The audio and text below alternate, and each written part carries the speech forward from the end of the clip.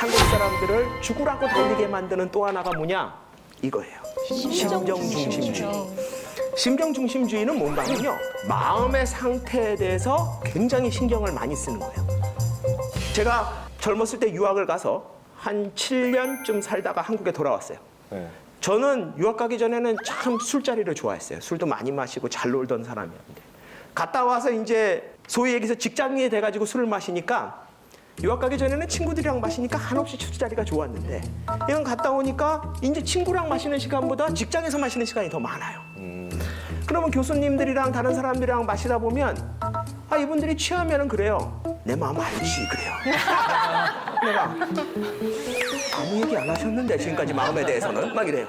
아 근데 거기서 내가 처음에는 아, 잘 모르겠는데요. 뭐 이런 입들이 굉장히 섭섭해요. 아, 많이 서운해요. 근데 결례죠. 자꾸 그런 얘기를 해요. 그것도 한 번 하는 것도 아니고 이게 뭐 술 취하면 왜 이렇게 돌아가잖아요, 자꾸. 계속. 반복하죠. 근데 뭘 얘기한 거지? 도대체 뭘 알아야 된다는 거야, 계속. 근데 우리나라가 그런 게 굉장히 강한 것 중에 하나가 이 마음을 공유해야 되고 마음을 알아야 된다는 게 굉장히 강한 사회예요. 그러네. 근데 어느 사회나 마음이 중요시되는 거는 마찬가지. 이 세상에 마음은 중요하지 않다고 던지는 나라는 없어요.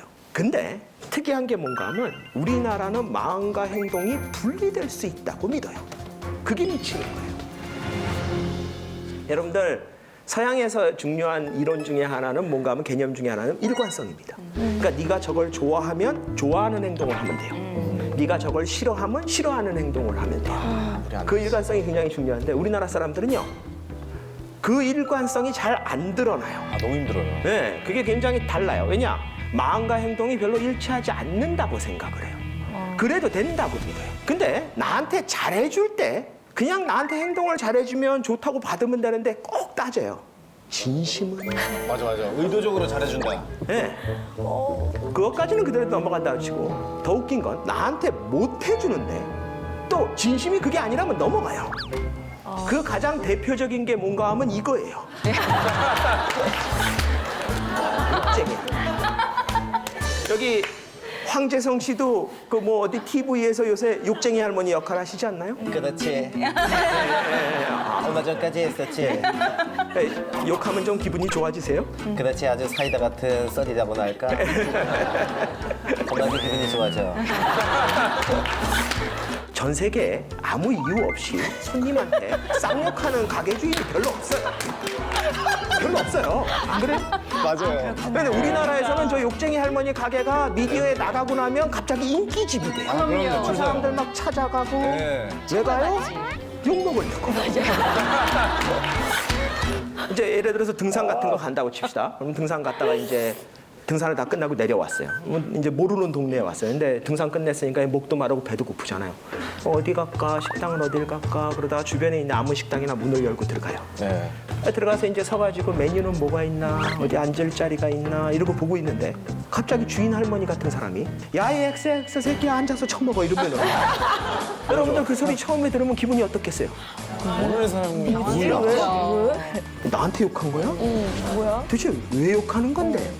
그런데 옆에 있는 사람이 조용히 여기요. 여기 욕쟁이 할머니 식당이에요. 그리고 알려주잖아요? 그러면 갑자기 씩 웃으면서 앉아서 퍼먹어요. 그 할머니는 왜 욕해도 맞아. 돼요? 그 할머니는 국가에서 라이선스라도 받았어요? 근데 많은 사람들이 아 욕하는 거 기분 나쁘지 않냐? 그러면 이런 식으로 얘기해요. 아이 알고 오면 괜찮아요. 자, 정감 있죠. 뭘 알고 오면 괜찮은 걸까요? 진심은 사실 모르잖아요. 할머니도 사람인데 마음에 안 드는 손님한테 진심을 담아서 찰지게 욕할지 알게 뭐예요? 그럴 수 있잖아요. 할머니도 사람인데 기분 나쁜 날 있고 기분 나쁜 손님 있잖아요. 네, 바이올린 그러면 찰지게 욕할 수 있어요. 네. 진심을 담아서. 근데 우리나라 사람들은 그냥 그게 아니려니 생각하면 또 넘어가요. 그러니까 사실은 마음은 볼 수 없는 거기 때문에 행동만 가지고 판단을 해야지 돼요. 근데 우리나라 사회는 행동을 별로 중요시 안 하고 자꾸 마음을 보자고 덤비는 거예요. 이게 어떻게 보면 진심이 통하고 진심을 아는 사회면은 좋은 거 아니냐? 이게 과거엔 좋았어요. 그 얘기 뭔가 하면 옛날에처럼 자기가 태어난 동네에서 그냥 죽을 때까지 거기서 살면서 그 동네에 사는 절반이 자기의 육촌이고 팔촌이고 칠촌이고 전부 다 친척이고 태어날 때부터 죽을 때까지 보기 때문에 그냥 저 사람 웬만하면 마음 다 알아요. 저 사람이 욕하고 산으로 올라가 버려도 제 진심이 뭔지 다 알아. 그런 사회에서는 진심을 따져도 돼요. 근데 여러분들이 오늘 하루 종일 같이 보내시는 옆에 있는 사람을 아신 지 얼마나 되셨어요? 그 사람이 여러분 진심을 얘기 안 해도 알아요? 많이 뵀죠. 여러분들이 행동을 반대로 해도 그 사람은 다 이해해주고 알아줘요? 이제 그런 사회가 아니에요. 이런 사회에서 그래도 진심을 자꾸 느끼고 싶어지면 무슨 일이 벌어지냐? 오버하기 시작해요. 굉장히 단시간에 빠르게 강력하게 진심을 전달해야 돼요. 그러니까 원래 하던 대로만 하면 안 돼요. 항상 그것보다 조금 더 해야 돼요. 여러분들 생각해 보세요. 여러분들이 사회생활 하는데 누가 여러분한테 뭘 해주는데 그 사람이 딱 업무상 역할상 딱 해야 될 정도까지 딱 하면 진심이 느껴져요? 아니요. 절대 안 느껴지죠? 정 없어 보여요. 네, 인간미 그렇죠? 없다 그래요. 인간미 없어. 네. 진심이 느껴질 때는 언제냐? 내가 아예 괜찮아 하지 마. 그런데 쓱 할 때. 다 챙겨주거나. 그렇죠. 안 와도 된다니까. 근데 쓱 나타. 맞아. 예를 들어서 여러분들이 무슨 회사의 부장 정도 되는데 네. 직원들이랑 회식을 해요. 부하 직원들이랑 좋은 일이 있어서 회식을 해서 이제 좀 취했어요. 뭐 필름이 끊기거나 쓰러진 건 아니에요. 조금 비틀거리긴 해도 뭐 택시 잡아서 집에 가면 돼요. 근데 부하 직원들이 이제 헤어질 때 돼가지고 와서 부장님 댁에 모셔다 드릴까요? 그랬더니 여러분은 쿨한 부장이니까 아 됐어. 아니야. 내가 알아서 집에 가면 되지. 택시 타고 가면 돼. 그랬더니 부하 직원들이 그럼 살펴가십시오. 빈정상합니다. 서운하죠. 서운하죠. 생각을 해보세요. 완전히 필름이 끊겨서 술에 취해가지고 길바닥에 쓰러져 있다. 이건 상사라서 데려주는 게 아니라 인본주의적 차원에서 데려다 주는 거예요. 그게 맞는 거예요. 인간이라면 데려다 줘야 돼요. 인본주의죠. 근데 여러분들이 혼자서 택시 타고 집에 갈 정도만 되면 데려다 줄 필요 없어요. 그럴 때 꼭 튀어나오는 인간이 있어요. 제가 모셔다 드리겠습니다. 이거 나오는 친구. 그래요. 있어 한 명씩. 기회주의자. 기회주의자. 그걸 또 왜 기회냐? 진심이 나왔는데 뭐 기회주의. 저는 그런 사람 싫어하는데 나는 그런 사람 진짜 싫어한다. 아니 담배나 쏙 빼먹는 마음 거 아니고 알겠어요, 마음 개똥 같은 놈들. 이제 그 친구가 이제 집에 데려다 주잖아요. 집에 가는 길에 술이 좀 깨요. 그리고 이제 이 친구 또 집에 혼자 갈 생각하니까 미안하잖아요. 그러면 이제 우리 딱 한 잔만 더 할까? 이러고 아이고. 집 앞에서 술 한 잔 더 하는 거야. 그걸 한 잔만 마시고 끝낸 적 대한민국 사람 아무도 없어요. 정없죠, 정없어요. 보통 2시, 3시까지 마시고 다음날 출근을 하면 일은 누가 해요? 어저께 나 버리고 간 그 싸가지 없는 놈이 다 해요. 나랑 같이 새벽 2시, 3시까지 마신 친구는요. 화장실 변기통 붙잡고 앉느라고 일 못합니다. 연말 돼가지고 인사고가를 매겨야 되는데 아하. 사람이 바보가 아닌 한은 바로 저겁니다. 알아요. 그 싸가지 없는 애가 일 많이 한 거. 그래, 얘가 일은 깔끔하게 해. 일 잘해. 하지만. 야, 이것도 얘가 한 거 맞지. 근데 마음은 얘한테 느꼈어요. 아 진짜 그런 세상. 진심을 따지기 시작하면요, 이런 일이 벌어집니다. 근데 우리나라 사회가 그래서 지금 굉장히 피곤한 거예요. 그런 거 같아요. 우리나라에서 제일 심각한 게 뭐냐? 고객들을 대할 때 점원이나 이런 사람들이 한도 끝도 없이 시달린다는 거예요. 대표적인 게 뭐예요? 이해가 안 돼. 뭐 이런 거예요. 고객님 사랑합니다. 사랑. 통신사 같은 데 전화 걸면 막 저래요. 그래서 제가 한번 물어봤어요. 노동자들 아닙니까? 진짜로? 아니 내 목소리 들은 지 30초뿐이 안 됐는데 안 사랑하잖아. 외국 같은 데서 고객이 전화했는데 상담원이 I love you 이러면 이건 난리 나요. 진짜 이거 알려면 진짜 조금 이상할 것 같네요. 이상하다 진짜. 한 번도 들어본 적 없어요. 네. 수 있는 거지. 다 알아요. 서로 사랑하지 않는다는 거. 네. 근데 저런 말을 아무렇지도 않게 하고 당연하다고 받아들여요. 그러니까 어떤 일이 벌어져요? 감정 노동이 일어나는 거예요. 우리 사회가 자꾸 점원들한테 고객을 진심으로 대하라 그래요. 뭘 고객을 진심으로 대해? 맞아. 언제 봤다고? 근데 자꾸 우리 사회가 그걸 요구하면 어떤 일이 벌어지냐? 이런 일이 벌어져요. 행복을 드리는 상담입니다. 무엇을 도와드릴까요? 네? 네, 여보세요? 여보세요? 여기 플러스인데요, 고객님. 네? 플러스요, 고객님. 불러서요? 플러스요, 고객님. 목욕탕! 목욕탕이 아니고요, 고객님. 목욕센터예요. 목욕센터에 불렀다고요? 목욕탕이 불난 게 아니고요, 고객님. 플러스라고요, 고객님. 네가 불렀다고? 네가 불난 게 아니고 그냥 불렀더라고요. 알았어요. 아, 예, 알겠습니다. 괜찮으니? 야, 진짜 힘드셨겠다. 저걸 왜 끝까지 듣고 있어요? 고객한테 진심으로 대하라 그러니까 저 상담원이 언제 끊어야 될지를 모르겠는 거예요. 여러분들 우리나라에서 전화 상담원들 중에 1년에 손님한테 쌍욕 듣는 사람이 50%가 넘는다고요. 네? 그런데 왜 못 끊어요? 언제 끊어야 되는지 매뉴얼이 없어요. 내려오는 내용이 뭐냐? 고객을 진심으로 대하래요. 그러니까 각자 판단하는 거예요. 어디까지 하면 될까? 이 정도 들어줘야 될까? 여기까지 해야 될까? 이걸 각자 알아서 하다 보면 무슨 일이 생기냐? 나중에 가면 고객이 그래요. 쟤는 된다는데 너는 왜 안 된다 그래? 비교를. 근데 실제로 그런 일이 많아요. 있어요. 네. 많아요. 끝도 없이 요구하는 거예요. 그걸 끝도 없이 해줘야 되는 거예요. 왜냐? 저놈의 진심을 다한다는 것 때문에. 이 진심을 다한다는 거에 가장 핵심 개념이 뭐냐? 이겁니다, 여러분들. 인고의 착각. 인고의 착각이 뭐냐면요. 내가 지금 뭔가를 열심히 하느라고 고통받고 힘들고 어려운 시간을 보내고 있으면 나중에 보상받을 거라는 착각이에요. 자, 이게 왜 착각이냐? 내가 지금 열심히 고통받고 뭔가 하느라고 어려운 시간을 보내고 있으면 나중에 잘 돼야지. 여러분들. 전 세계에서 성공한 사람들 인터뷰를 해보면요. 대부분은요. 젊었을 때 다 고생했어요. 내가 이걸 하기 위해서 밤잠도 한다고 뭐 망하고 뭐하고 뭐 고생 다 했다 그래요. 근데 그 성공한 사람이 고생할 때 같이 고생한 사람이 전국에 1000만 명 정도 돼요. 그중에서 몇 명만 성공했을까요? 맞아. 고생한다는 것 자체, 어려운 시간을 보내고 있다는 것 자체는 성공의 요인이 아니에요. 그 고통의 내용이 중요한 거예요. 이 인고의 착각을 가장 잘 설명하려면요. 제 아내 얘기를 좀 해야 되는. 여기 혹시 제 아내 아시는 분 계시나요?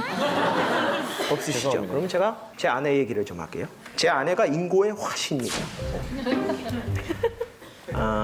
제가 교수인데요. 1년 중에 교수가 제일 좋아하는 시간이 언제일까요? 방학이요. 그렇죠. 힘든 1학기가 끝날 때가 언젠가 하면 6월 말 정도 됩니다. 6월 말에 이제 끝나고 그 다음에 이제 성적 처리에 행정 처리까지 하면은 7월 초.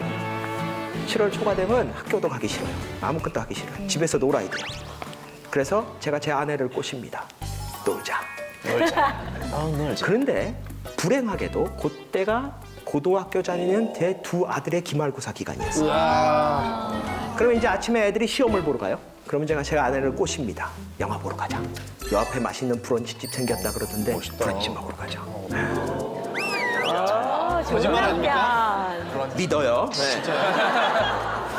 내가 보기는 이래도 굉장히 자상한 남자인 거야. 신뢰합니다. 그렇습니다. 그러면 제 아내가 안 간대요. 그래서 제가 왜 안 가? 그러면 제 아내가 그래요. 애들 시험 보러 갔잖아. 그래서 제가 그래요. 당신이 시험 보는 애들이 학교 가서 시험 보는 거랑 당신이 집에서 뭐 하는 거랑 무슨 상관인데? 저 철딱서녀. 화를 내셨어요. 속이 답답해. 그 얘기를 제 아내가 해요. 그럼 제 아내가 이렇게 얘기해요. 그 아빠라는 사람이 철딱서녀. 정신을 좀 차려. 애들 시험 보고 오면 또 내일 시험 볼 거 공부해야 되는데 밤새고 공부할 건데 아빠 엄마 지네 둘이서 영화 보러 다니고 맛있는 거 먹으러 다닌 거 알면은 애들이 공부할 맛이 나겠어? 학습 분위기를 만들어줘야 될 거 아니야. 그래요. 저기도 좋은 것 같아요. 심리학자 입장에서 학습 분위기가 중요하다는 거를 거부할 방법은 없어요. 진짜 분위기 중요하네요. 불문율인가요? 그래서 제가 일리가 있다. 말 된다. 그러니까 몰래 놀자 그래요. 그러니까 현명하시네요. 빨리 나가서 지혜로우시다. 애들 돌아오기 전에 빨리 놀고 돌아와서 안 논 척하고 앉아 있으면 된다. 나 그거 잘한다. 역시. 근데 제 아내가 그래도 안 나간대요. 그래서 제가 왜 안 나가? 그러면 제 아내가 그래요. 왠지 그러면 안 될 것 같대요. 자, 그러면 안 되는 걸까요? 제 아내는 애들이 시험 보고 있는 동안 집에서 인고의 시간을 보내요. 애들 시험 잘 봐야 되는데 지금은 수학을 보고 있을 텐데 거의 수학을 푸는 자세예요. 네? 그런 자세로 저랑 놀아주지도 않고 있어요. 진짜 어머니들. 그러다가 이제 애들이 학교에서 돌아올 시간쯤 되면요. 초긴장을 하고 있다가 현관에서 번호키 누르는 소리가 납니다. 그러면 재빨리 현관으로 달려가요. 그래서 애가 문을 열고 들어오자마자 물어봐요. 시험 시험은 어땠어? 잘 봤어. 그러면요, 제 아들은요, 12년 동안 대답이 거의 한결같아요. 죄송합니다. 죄송합니다. 아 귀여워. 재밌다. 그런데 정말 생각을 해보세요. 이건 제 아들들이 공부를 못해서가 아니에요. 이 세상에 부모의 기대에 만족시키는 성적을 받아오는 아이는요, 대한민국에서 몇 명 되지 않아요. 맞아요. 10등을 해오면 왜 5등을 못하니? 5등을 해오면 왜 2등을 못하니? 2등을 해오면 1등을 일부러 안 하니? 뭐 이런 거예요. 그래서 열받아서 1등을 해왔더니 뭐라 그래요? 이 한 문제는 왜 틀렸니? 그래가지고 진짜 열심히 공부해서 완벽하게 공부를 해가지고 올백을 받아갖고 왔어요. 그걸 갖다 드리니까 부모님이 그래 이렇게 잘하는 걸 왜 진작에 진짜지. 지난번에는 왜 틀렸니? 이러는 거예요. 그냥 됐잖아. 이렇게. 이거는 부모가 잘못된 게 아니라 자녀가 좀 더 잘했으면 하는 사랑하는 마음에서 어쩔 수 없이 나오는 거예요. 그러니까 내 아들들은 부모가 얼마나 기대하는지를 아니까 항상 죄송합니다. 새로 들어가는 거예요. 현명하네. 슬퍼. 그러면 제 아내는 이제 어이구야 이것도 시험 망쳤나 보다 어떡하냐 막 이러는 거예요. 그리고 막 괴로워하고 있으면 제가 옆에서 얘기를 해요. 제 아내한테. 봐봐. 당신이 집에서 뭘 하고 있건 간에 애들은 뒷골이야. 너무 맞는 얘기라. 가만히 있어주면 좋을 텐데 꼭 저런 말씀을 하시네. 아니에요. 이거 중요한 얘기예요. 네? 심리학이 잘못했어. 그 어머니 여기 계세요. 네, 당신이 집에서 뭘 하건 간에 아이는 자기 실력과 자기 운으로 시험을 볼 거야. 당신 말대로 애가 내일도 시험 공부를 내일 시험 공부도 해야 된다면 나랑 나가서 기분 전환하고 맛있는 거 먹고 즐거운 기분으로 돌아와서 애가 오늘 시험을 어떻게 보건 상관없이 내일 시험을 위해서 즐거운 마음으로 맛있는 거 해주고 격려하고 도와주고 그게 실제로 애들한테 좋은 거야. 제 말 맞아요, 틀려요? 맞아요. 저는 그 맞는 말을 했다는 이유로 집에서 쫓겨나야지 돼요. 눈치 없는 걸로. 예. 네, 딱 김효진 씨 같은 우리나라의 엄마들이 남편들이 그런 얘기하면 이제 이렇게 되죠. 당신이 그러니까 애가 시험을 못 봐. 나가! 그러죠. 이렇게. 여러분들 실제로 제 아내가 인고의 시간을 보냈다 그래서 그게 보상을 받고 그게 의미가 있다는 얘기는 뭔가 하면 제 아들들이요. 실력이 비슷한 친구보다 시험을 잘 볼 거예요. 왜냐? 걔네 엄마 놀았고 제 아내는 안 놀았으니까요. 이게 말이 됩니까? 애들이 시험 보고 있는 시간에 그 부모가 어디서 뭘 하고 있었냐 가지고서 애들 시험이 영향을 받는다면 여러분들 그거 받아들이실래요? 아니요. 근데 우리나라 사람들은요. 그거라도 해야 돼요. 그거라도 해야 돼요. 만약 부모가 애랑 같이 밤을 새준다. 그래서 공부하는 애가 졸린 거를 깨워준다. 또는 애가 약한 과목을 부모가 미리 공부해서 애를 가르쳐준다. 만약 이런 식의 노력이라면 보상받을 수 있어요. 보상받을 확률이 있다는 얘기예요. 하지만 애가 시험 보고 있는 시간에 집에서 괴로워하고 있었다는 건 아무런 의미가 없어요. 그러네. 그렇죠. 이게 근데 어떻게 보면 굉장히 당연한 얘기 같지만 대한민국의 많은 부모들이 이러고 살아요.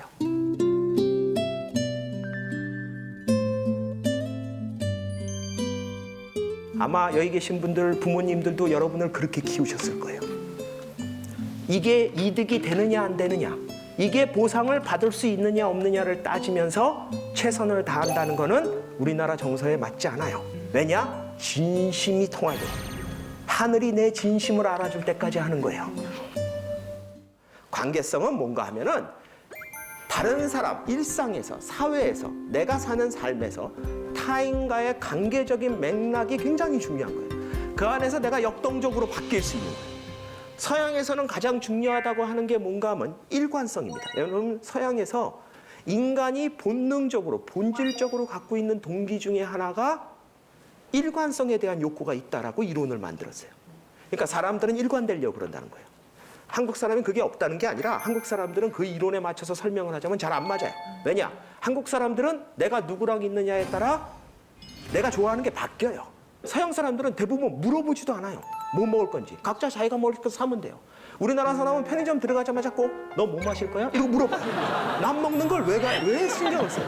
그러니까 재밌는 건 뭔가 하면 걔가 뭘 사느냐에 따라 내가 뭘 사는 게 또 바뀌어요. 왜냐? 항상 저 어떻게 해볼 수, 같이 먹을 수 있지 않을까 이런 생각을. 식당에 가서 메뉴를 고를 때도 서양 사람들은요, 먹다 남기는 한이 있어도 자기 거 자기가 골라요.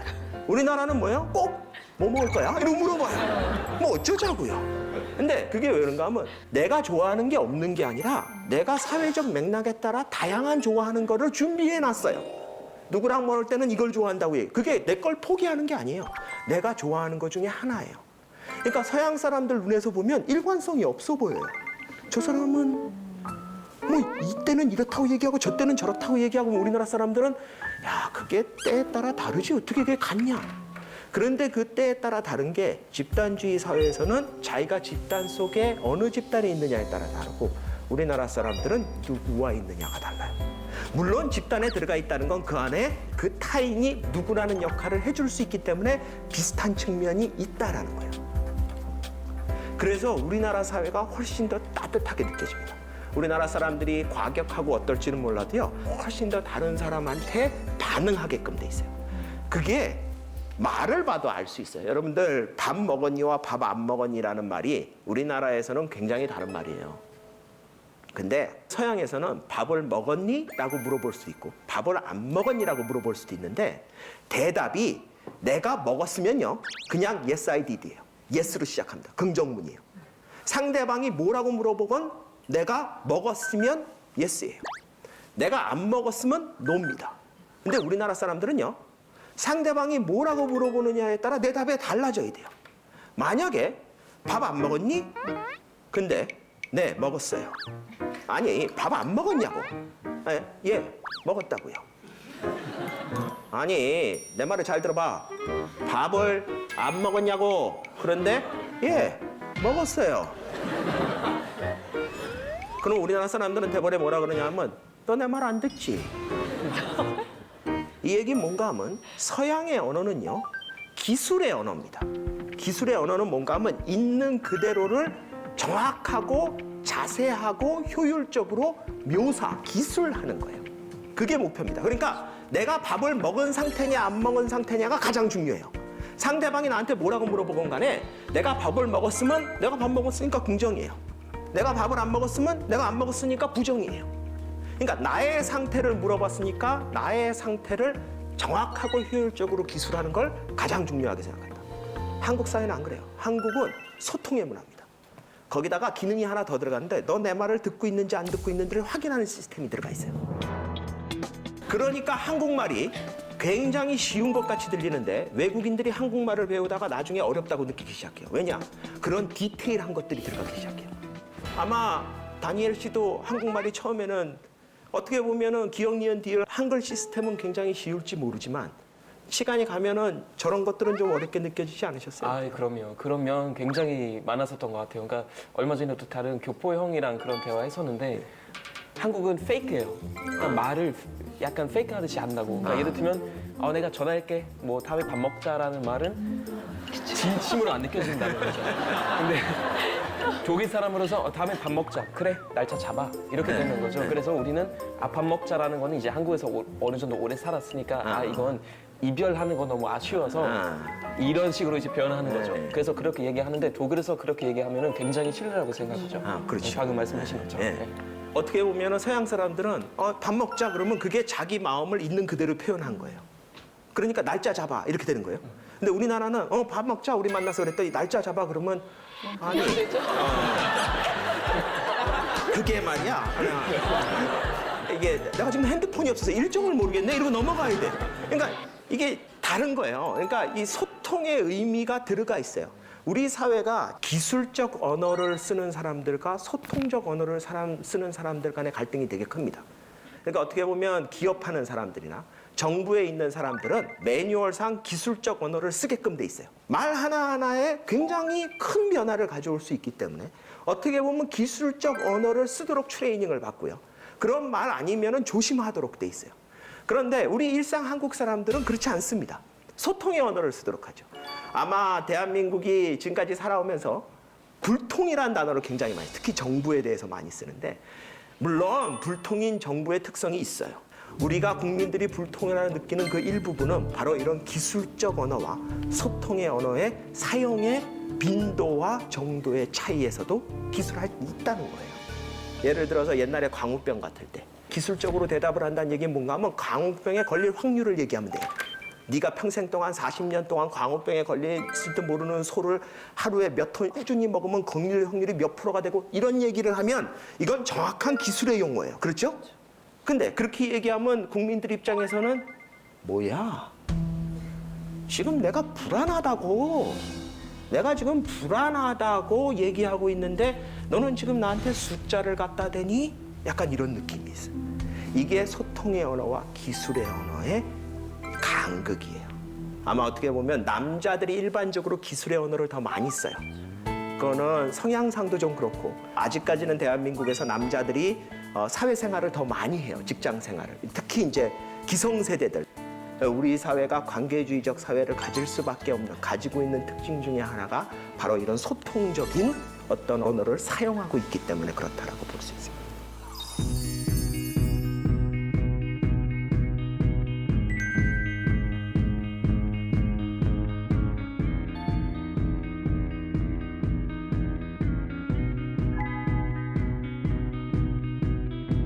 For those days we felt like a mistake. Those times when love's what you hate. Somehow we keep marching.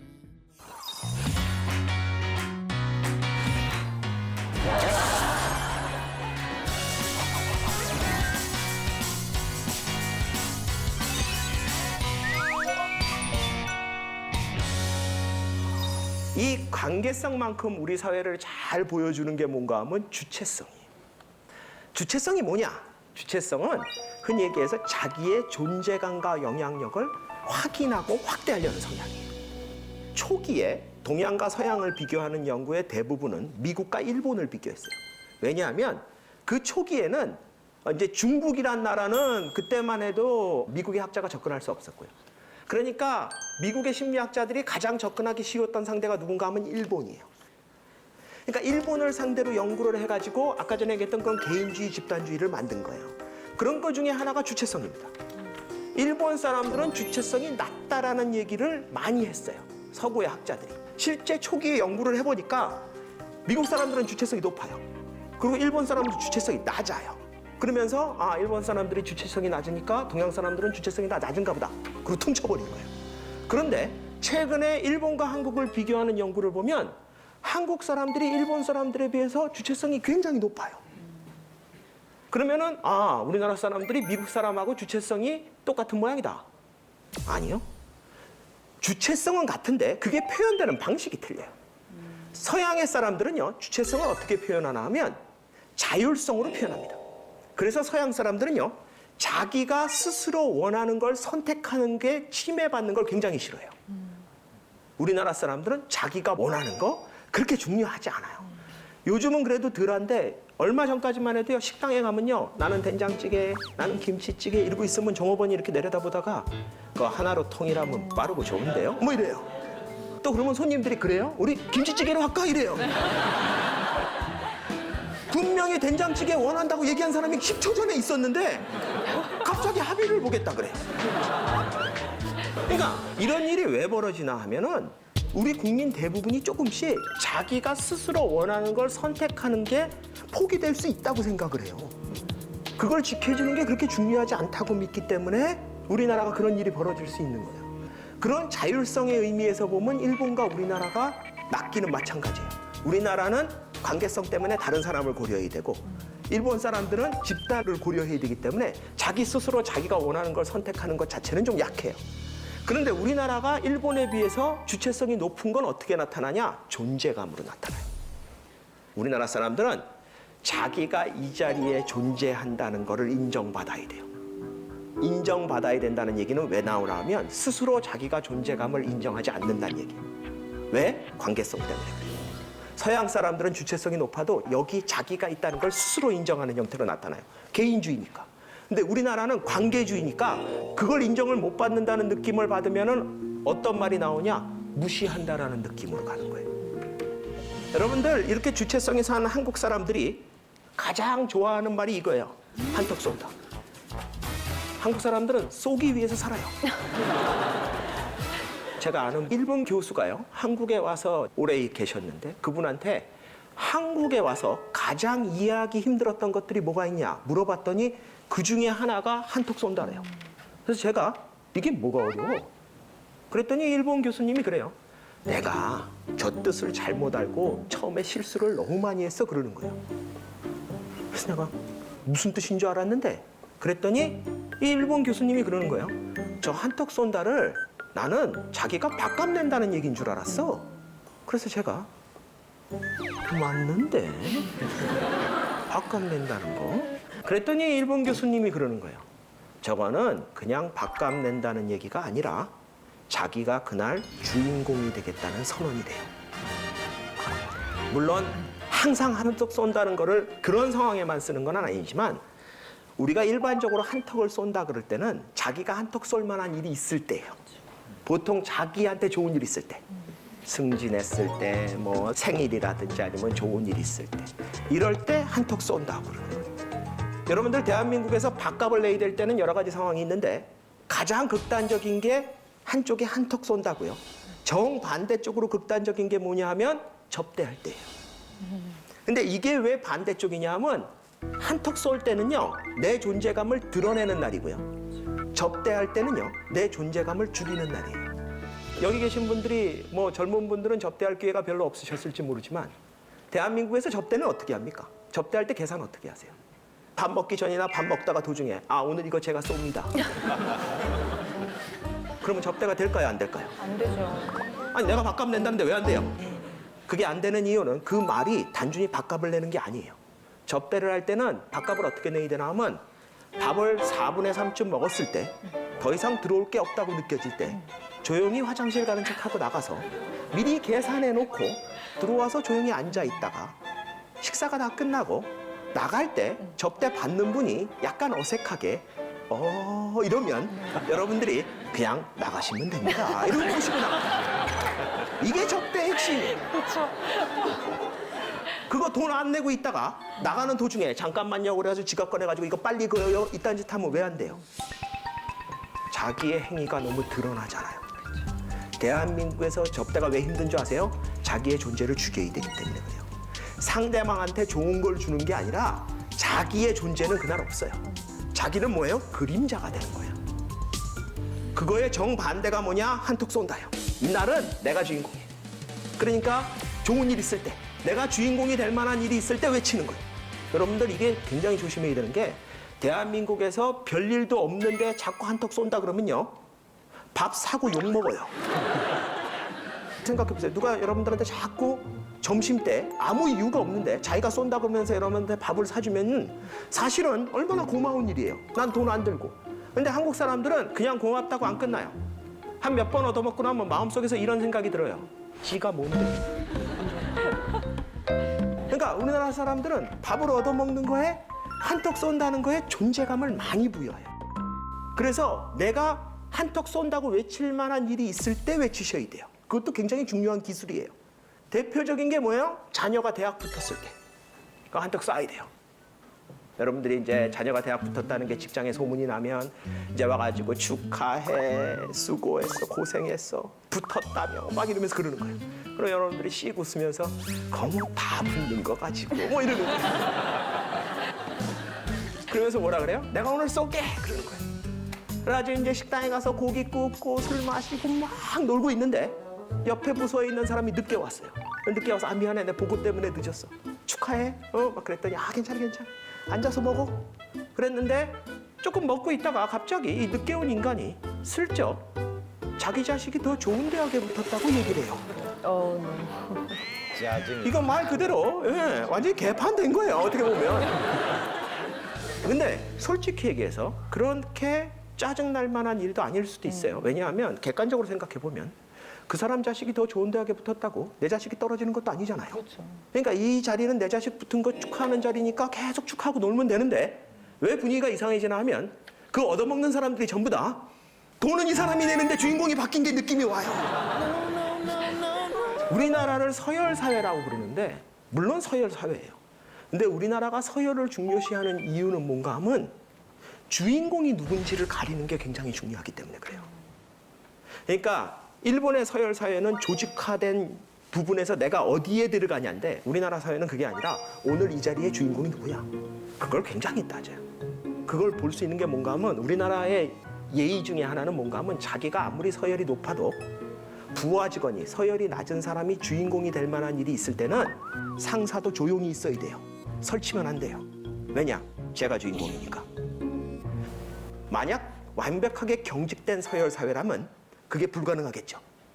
근데 우리 사회는 주인공을 훨씬 더 따지는 사회예요. 그러니까 그 한턱 쏘고 싶어 하는 거예요. 실제로 주인공이 되는 거는 어떻게 보면은 기대입니다. 내가 주인공이 됐으면 좋겠다. 될 수 있을 거야. 근데 실제로 인생에서 주인공이 될 수 있는 사람은 몇 명 안 돼요. 그래서 대부분의 경우 그 믿음들은 다 착각으로 끝납니다. 그걸 뭐라고 부르나 하면 비현실적 낙관주의라고 불러요. 어떻게 보면 회사에 취직할 때 임원은 되겠지? 근데 실제로 그런 꿈을 꿨던 사람들 중에 극히 부분만 임원이 됩니다. 그리고 나머지는 그게 임원이 못 됐다고 인생이 망가지는 건 아니지만 분명한 건 뭐예요? 임원이 될 수 있다고 믿었던 그 순간의 그 믿음은 착각인 건 맞아요. 그게 비현실적 낙관주의예요. 일본과 중국과 한국을 비교한 연구를 보면요. 자기 존중감, 자기가 얼마나 가치 있는 사람이라고 생각하느냐에서는 큰 차이가 안 납니다. 일본이 조금 낮기는 한데 큰 차이가 안 나요. 재밌는 건 뭔가 하면 비현실적 낙관성에서는 어마어마한 차이가 납니다. 일본 사람들은요, 없어요. 중국은 어느 정도 중간이에요. 우리나라는 어때요? 만땅이에요. 이런 한국 사람들이 저런 어떻게 보면 될지 안 될지도 모르고 일제강점기가 끝나고 전쟁이 끝나고 나서 폐허 속에서 전 세계 어느 누구도 저 나라가 잘 될 거라고 생각하지 않을 때 모두 다 내가 할 수 있다. 내가 해야 된다. 나라면 할 수 있다. 이런 주체성을 가지고 있었기 때문에 가능했던 거예요. 여러분들 바닷가에 가시면은 해수욕도 하시고 바다에 들어가서 뭐 물장구도 치시고 노시고 그러시죠? 네. 저는 절대 바다에 안 들어갑니다. 저는 바닷가에 가도요. 저는 그냥 물 밖에서 구경해요. 저도 그래요. 네. 이천수 씨는 왜 안 들어가세요? 전 물이 원래 무서워요. 물이 무서워요. 네. 저는 상어를 무서워해요. 저는 상어를 무서워해요. 언제부터인지 모르겠는데 아마 어렸을 때 그 상어 나오는 영화를 보고 너무 충격을 받았는지 그다음부터 바닷물에는 안 들어가요. 그 대신 저는 이제 민물에 들어가요. 수영장 이런 데. 여러분들 많은 사람들이 바다에 들어가서 자기가 해수욕을 할 때 상어에 물릴 거라고 상상 안 해요. 아, 맞아. 그렇죠? 절대. 그리고 여러분들이 상어에 물릴 확률에 대해서 계산하지 않지만 실제로 여러분이 바닷가에 가서 해수욕을 하고 있을 때 상어에 물릴 확률이 0일까요? 0이 아닐까요? 아니겠죠. 0은 아니에요. 그렇죠. 엄청나게 낮겠지만 0은 아니에요. 네? 여러분들은 시원한 바닷물을 즐기기 위해서 그 위험을 감수하는 거예요. 근데 물릴 생각을 안 하고 바다에 가서 놀다가 만에 하나 상어에 물리면 자기 너무 억울하다 그럴 거예요. 그럼 제가 한번 물어보고 싶어요. 바다에 상어가 사는 걸 아셨습니까? 네.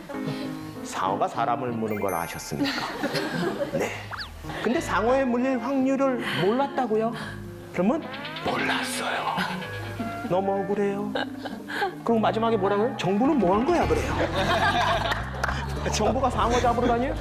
맞아요. 네? 이건 뭔가 하면 자기가 뭔가를 얻기 위해서 무슨 리스크를 감수했는지 무슨 위험을 자기가 감수했는지를 모르면 나중에 나쁜 일이 벌어지면요 억울해져요. 또 억울한데 왜냐? 자기가 그건 감수한 적이 없거든요. 그러면 누구를 찾아야 돼요? 이건 누군가 뭐 잘못한 놈이 있다는 걸 찾아야 돼요. 그러니까 뭔가 잘못된 거야.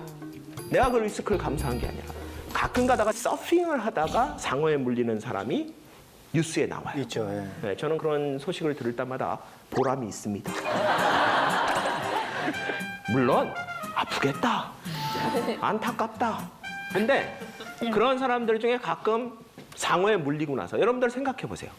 서핑을 하다가 상어에 물려서 팔을 잃어버렸어요. 다리를 잃어버리고 뭐 이런 일을 경험했다. 그러면 여러분들 바다로 다시 돌아가시겠어요? 안 가죠. 대부분에서 못 돌아가죠. 그 사람들은 돌아가요. 돌아가서 뭐라 그러냐. 원래 서핑은 위험한 운동이래요. 그 위험은 감수하고 가는 거예요. 자기가 운이 없어서 상어한테 물리긴 했지만 그렇다 그래서 서핑의 위험도가 올라간 것도 아니라는 거예요. 원래 그 전에도 감수했고 앞으로도 감수할 수 있다는 거예요. 그러면 가는 겁니다. 그러면 덜 억울한 거예요. 사실은 이게 바로 공정한 세상이에요. 사람마다 자기가 감수한 위험만큼 나쁜 일이 벌어지고 그만큼 혜택을 받으면 돼요. 실제로 우리나라 사람들이 하나만 보고 달린다는 얘기는 뭔지 아세요? 나머지 다 포기하고 있다는 얘기인데 그걸 그렇게 인식을 못 한다는 거예요.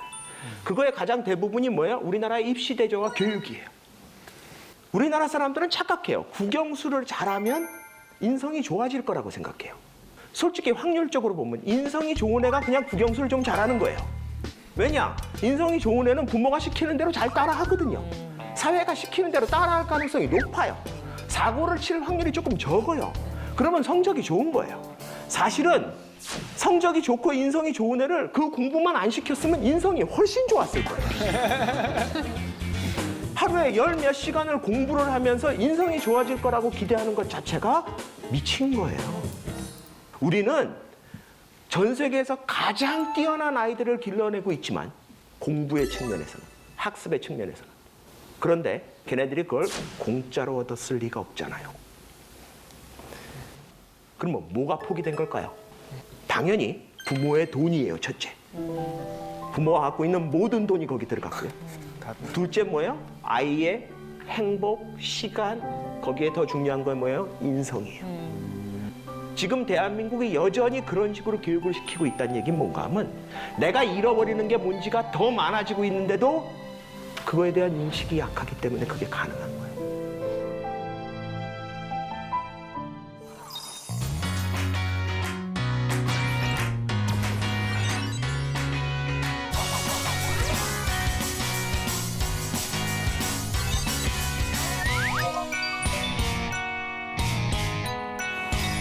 한국 사람들이 이놈의 불확실성 회피 때문에요. 자기가 눈에 안 보이는 걸 잃어버리는 걸 몰라요.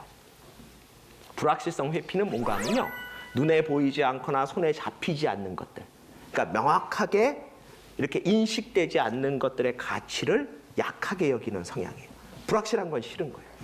이런 불확실성 회피를 가장 잘 보여주는 게 뭐냐? 불법 다운로드 1위를 보면 우리나라가 불법 다운로드로는 거의 세계 탑입니다. 난 진짜 제가 너무 그런 게 아이들이 텔레비전을 안 봐요. 그렇죠. 네? 그런데 모든 프로를 다 봐요. 이게 어디서 보냐 그거? 그러면은 다 인터넷에서 본대요. 자, 여기 계신 분들 대부분 다 스마트폰 쓰시죠? 네. 자신의 스마트폰에 모든 거는 다 돈 주고 산 거든지 합법적인 거다. 그것만 있다 하시는 분 손 들어보세요. 그런 것 같아.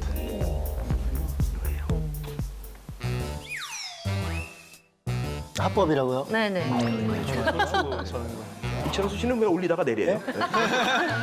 그렇죠. 드신 분이 소수예요. 대부분은 손 안 드셨어요. 그럼 나머지 분들은 스마트폰에 뭔가 있다는 거예요. 아마 너무나 좋아하는 어쩌다 어른의 불법 파일이 있을지도 모르겠어요. 여러 번 보려고. 그렇죠? 자, 대부분 손 안 드신 분들 집에 가면 마트에서 훔친 물건이 있다 하시는 분 손 들어요. 있더라도 이건 손을 못 들어요. 최근에 없는 것 같아요. 이게 더 범죄 같죠, 그렇죠? 그건 더 나쁜 짓 같아요. 뭐가 다를까요? 뭐가 다를까요? 남이 공들여서 만들어 놓은 누가 봐도 법적으로 그쪽 소유라고 돼 있는 파일을 받아서 내가 갖고 있는 거랑 남의 물건을 훔쳐서 집에다 갖다 놓은 거랑 무슨 차이가 있어요? 그런데 왜냐? 이건 내가 직접 훔친 거 아니에요. 내가 가서 들고 온 적 없잖아요. 내 컴퓨터에 있다 그래도 이건 실체가 없는 것 같아요. 파일이라는 건 실제 실체가 없는 것처럼 느껴지잖아요. 이게 불법 다운로드가 횡행할 수 있는 이유예요. 제가 그래도 꽤 유명한 그러니까 강의하는 교수 중에 한 명입니다. 제가 어디 가서 강의를 하면은 굉장히 돈을 많이 받는데 보통 이분들이 어떻게든 깎으려고 해요. 근데 사실 그런 기업들한테는 그 돈이 큰 돈이 아니에요. 한 부서 회식비 정도 될까 말까예요. 그런데 그거는 고기를 먹잖아요. 저는 말만 하고 가거든요. 그러니까 거의 아니 그냥 한번 해줄 수 있잖아요. 뭐 이런 식이에요. 이게 왜 우리 사회가 지적 재산권이나 이런 것들이 지켜지지가 않냐? 온 국민이 그걸 별로 신경 쓰지 않아요. 내 눈에 보이지 않고 내 눈에 직접 손에 잡히지 않는 거는 별로 중요하게 생각을 안 한다. 왜 우리가 이렇게 됐냐? 우리나라가 근대에 아주 불행한 역사를 경험하면서 내가 보기에 우리나라 사람들의 가치가 거의 손실된 것, 손상된 것 같아요. 없어져 버린 것 같아요. 그걸 볼 수 있는 게 뭔가 하면 종교 비율이에요. 보면 한 종교도 우리 사회를 지배하고 있지 않아요. 여러분들 굉장히 안전된 사회를 가면요. 그 사회를 지배하는 지배 종교가 있습니다. 이탈리아는 저희 천주교. 천주교죠. 유럽은 대부분 그렇습니다. 천주교. 제가 얼마 전에 유럽 여행을 가서 무슨 대성당이다. 세계에서 3번째로 큰 거 봤는데 보고서 사람들이 우와 하면서 제 아내하고 가족들은 아름답다 그러는데 저는 첫 마디가 미쳤다 그랬어요. 도대체 이걸 어떻게 만들었을까 싶어요. 이거를 지금 그 고생을 해서 만들게 하는 사람의 원동력이 뭘까? 그게 끝까지 완성됐다는 얘기는 뭐예요? 그 사회에서 그 말도 안 되는 짓이라고 보이는 거를 하는 거에 주류 세력이 있었다는 거예요. 어떤 사회나 그 사회를 지배하는 종교가 있습니다. 특히 오래된 사회는. 왜냐하면 종교를 바꾸는 게 쉽지 않기 때문에 그래요. 그 사회는 거의 다 모든 사람이 모태 종교가 돼요. 근데 우리 사회가 지배 종교가 없이 모든 사람들이 골고루 다양한 종교를 가질 수 있다는 얘기 뭔가 하면 모태 종교가 없어진 시점이 존재한다는 거예요. 그러니까 모든 사람이 자기가 마음껏 편하게 자기 종교를 고를 수 있는 시점이 우리 사회에 존재했다는 거예요. 그러면 자기 마음에 드는 걸 골라 가질 수 있습니다. 원래 지배 종교가 있는 사회는 종교는 고르는 게 아니에요. 태어날 때부터 있는 거고 그걸 거부하려면 소위 얘기해서 자기 부모까지 거부하면서 강렬히 저항해야지 가능한 거예요. 왜냐? 온 가족이 다 같이 일요일 날 아침에 성당 간다 그러면 자기만 안 가야 돼요. 온 가족이 절에 간다. 자기만 안 가야 돼. 이런 과정을 겪으면서 지배 종교를 극복할 수 있는 거기 때문에 한 사회에서 지배 종교가 없어지는 거는 엄청난 사건이 있기 전에는 안 없어집니다. 저는 이 분포를 보면서 우리나라 사회가 참 불쌍하다라는 느낌이 들어요. 왜냐? 그 사회가 갖고 있는 지배 종교가 없는 거예요. 이 얘기는 뭔가 하면 지배 가치가 없는 거예요. 모든 가치는 일반적으로 종교에서 형성되는 경우가 많아요. 그래서 미국 같은 데나 서구도 그렇지만 법원에 가면은 성경 위에다 손 얹고 선서를. 지금 미국 대통령도 성경 위에다 손 얹고. 사실은 말이 안 되는 거예요. 미국이라는 사회가 수많은 종교와 수많은 다양한 사람들이 살고 있는데 미국 대통령이 되려면 성경 위에다 손을 얹고 선서했잖아요. 이거 왜 성경이에요? 이건 더 이상 종교가 아니에요. 그 사회의 가치지. 그 사회의 다수의 가치가 돼버렸다는 얘기예요. 우리 사회에 지배 종교가 없다라는 얘기 뭐냐? 우리 사회에 다수가 같이 공유하는 가치가 없다라는 거랑 비슷한 거예요. 그래서 이걸 만들어가는 과정이 있기 때문에 지금 너무나 고통스럽고 혼란이 많은 거예요. 우리나라가 전 세계에서 성형 1위래요. 10만 명당 성형하는 사람이 898명. 전 세계 1위예요. 다행히 화장품은 2위예요. 아주 근소한 차이예요. 이겨야 되는데 저걸. 네? 바뀌어야 돼요? 굉장히 아쉬워하고 있어요. 아우 좋다. 뭐든지 저렇게 1등을 해야지만 직성이 풀리죠. 왜 이렇게 외모에 집중하냐? 야, 외모에 집중하는 거는 그만큼 다른 걸 드러낼 게 약해서 그래요. 이 세상에 사람이 가치 없이 살 수는 없잖아요. 내가 추구하고자 하는 것과 내가 얻고 싶은 게 있어야지 살아요. 근데 내가 원래부터 그걸 가지고 있는 게 강하게 없다면 내 눈에 강하게 쉽게 보이는 거에 휩쓸릴 가능성이 높아요. 우리나라 사회가 왜 성형외과가 많냐? 외모지상주의라서 그래요. 왜 외모지상주의가 됐냐라는 거예요. 그 얘기는 뭔가 하면 그거를 이길 만한 어떤 다른 가치가 없어서 그래요. 눈에 안 보이는 것들에 대한 인식이 약하면 약할수록 눈에 보이는 것들만 세지죠. 이게 영원한 2등의 한계예요. 왜냐하면 2등은요 그냥 수치에 매달려요. 왜? 수치는 보이기 좋거든요. 그러니까 우리나라가 제일 좋아하는 게 뭐예요? 크고 세고 뭐 이런 거예요. 우리나라가 전 세계 자동차 산업이 굉장히 잘한다는데 우리나라 자동차 산업이 전 세계에서 제일 잘 만드는 기술이 뭐냐 그러니까 엔진이라 그러더라고요. 왜냐? 엔진이 가장 수치로 잘 나타난대요. 그러니까 마력이라든지 토크라든지 수치. 여러분들 핸들링 이런 건 수치로 잘 안 나와요. 서스펜션 이런 느낌이에요. 그러니까 이런 것들은 잘 안 만드는 분. 발달이 안 되는. 영원히 뭔가가 정해지면 거기 따라가야 돼요. 근데 이 정하는 건 누가 정해요? 퍼스트 무버가 정해요. 스마트폰을 좋은 건지는 이미 선진국에서 정하고요. 좋다 그러면 기가 막히게 따라갑니다. 그러니까 뭐예요? 더 작은 거 잘 만들어요. 더 얇은 거 잘 만듭니다. 더 센 거 잘 만들고요. 더 빠른 거 잘 만들어요. 그런데 중요한 건 뭐예요? 왜 만들어야 되는지를 몰라요. 하나만 보고 달렸는데 왜 이렇게 됐냐? 버린 것들이 역습을 하기 때문에 그래요. 이거 제가 일본에서 가서 찍은 사진인데 여러분들 일본 택시가 물론 지금 최근에 많이 바뀌고 있는데 아직도 이런 형태예요. 이게 뭔가 하면 1970년대, 80년대 자동차처럼 생겼어요. 이게 옛날에 찍은 사진이 아니라는 거 증명하려고 내가 최신차가 지나갈 때 이 사진 찍었어요. 영국 같은 데 가면요. 영국 택시 아직도 옛날 그 모습 그대로. 다 그런 식이에요. 왜 안 바꿀까요? 전 세계에서 가장 다양한 차 잘 만드는 나라 중에 하나가 영국하고 일본인데 안 그래요? 제가 일본 교수한테 물어봤어요. 니네 왜 택시 안 바꾸냐? 그랬더니 저게 택시잖아. 그러니까 얘네들은 뭐가 기존에 있던 걸 바꿔야 될 이유가 있냐 그래서 진짜 있을 때만 바꿔요. 웬만하면 안 바꿔요. 이거 한번 보실까요? 이거 제가 유럽에 여행 가서 찍은 동영상인데 가면 이런 데가 되게 많아요. 그건 뭔가 하면 사방이 다 이게 몇십 년대, 몇 년대야? 뭐 이런 데가 많아요. 옛날 거 그대로예요. 아마 이태리도 좀 그렇지 않습니까? 가면은 전부 다 그래. 전부 다 그렇죠. 네. 그럼 우리나라에서 이런 데 없어요. 기껏 해봐야 북촌, 서촌, 그거 서울 시내에서 얼마나 합니까?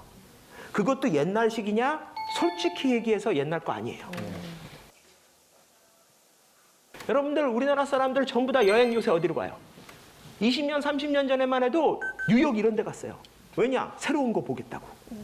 지금은 다 어디로 가요? 오래된 거 보러 다녀요. 우리는 오래된 게 없거든요. 근데 그 오래된 거 다 어디로 갔어요? 누가 훔쳐간 걸까요? 우리가 부신 걸까요? 우리가 부신 거죠. 우리가 부신 거예요. 왜? 더 편하게 살겠다는 이유로 오래된 거 다 없애는 거예요. 그걸 우리가 70년 동안 해왔어요. 그러니까 뭐예요? 매년 바뀌었어요. 우리는 그렇게 생각했죠. 좋아졌다고. 근데 지금 와서 보니까 이제 뭐라 그래요? 우리도 뭐 있었는데? 아니, 우리 뭐 있지 않았어? 그러니까 지금 와서 한식, 뭐 한복, 뭐 북촌, 서촌 이런 얘기하는 거예요. 근데 솔직히 빈약하기 그지 없어요. 빈약하기 그지 없어요. 제가 이 사진 찍고 얼마 있다 지나가다가 건물 짓는 걸 보니까 얘네들은 외벽을 그대로 둬요. 그리고 안에만 리모델링을 해요. 이게 훨씬 비용이 많이 들어요. 우리나라에서 몇십 년 된 건물을 외벽을 그대로 두고 안에만 바꾸는 공사를 하는 경우가 거의 없어요. 없죠. 우리나라는 뭐예요? 싹 밀어버려요. 그리고 새로 지어요. 왜냐? 그게 더 비용이 덜 들잖아요. 그 싹 밀어버릴 때 뭘 밀어버렸어요? 우리가 옛날부터 갖고 있던 거 다 밀어버린 거예요. 문화라는 거, 가치라는 거는 내가 그걸 지칠 만한 가치가 있어서 하는 게 아니라 그럼에도 불구하고 하는 거예요. 내가 편하고 더 좋은 게 문화고 저 좋은 게 가치가 아니라 다른 걸 포기하면서 지키는 게 문화고 가치지 내 편하고 좋자고 하는 게 문화고 가치가 아니에요.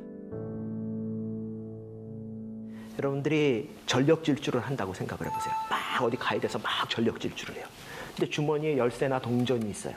자꾸 떨어지려고 해요. 그러면 전력 질주가 됩니까? 안 됩니까? 안 되죠. 안 돼요. 이러고 자꾸 가야 돼요. 아니면 떨어진 거, 떨어졌네, 주소. 안 떨어졌나? 이러면서 계속 가요. 그런데도 어느 순간 전력 질주를 할 때가 있어요. 필요하다고 생각하면. 예? 뭐 부모님이 아프다라든지 자식이 다쳤다든지 그땐 동전이고 열쇠고 뭐 그냥 뛰는 거예요. 막 뛰어요. 그러고 나서 도착하고 나서 일 처리하고 나면 그때 가서 야 이거 다 어디 갔냐? 이 주머니에 있었는데 동전이 한 4개 있었던 것 같은데 왜 다 어디 갔냐? 열쇠는 어디 간 거야 도대체? 막 이러면서 다녀요. 우리가 하나만 보고 달린다는 얘기는 뭔지 아세요? 자기 주머니에서 뭐가 떨어지는지 몰라야지 달릴 수 있어요. 우리 대한민국이 전 세계 유례가 없는 경제 발전이 일어날 수 있었던 이유는 뭔가 하면 온 국민이 하나만 보고 달린 거예요. 진짜 전력질주한 거예요. 그런데 그 전력질주를 하면서 주머니에서 뭐가 떨어지는지를 몰랐던 거예요. 저기 동전 떨어지는데 뭔 소리야? 이러면 뛰는 거예요. 누가 이거 동전 주워서 갈게요. 그러면 안 따라와? 이러고 뛰는 거예요. 문제는 그때 주머니에서 떨어진 것들 있죠. 떨어진 것들. 그게 지금 우리한테 전부 다 돌아오고 있어요.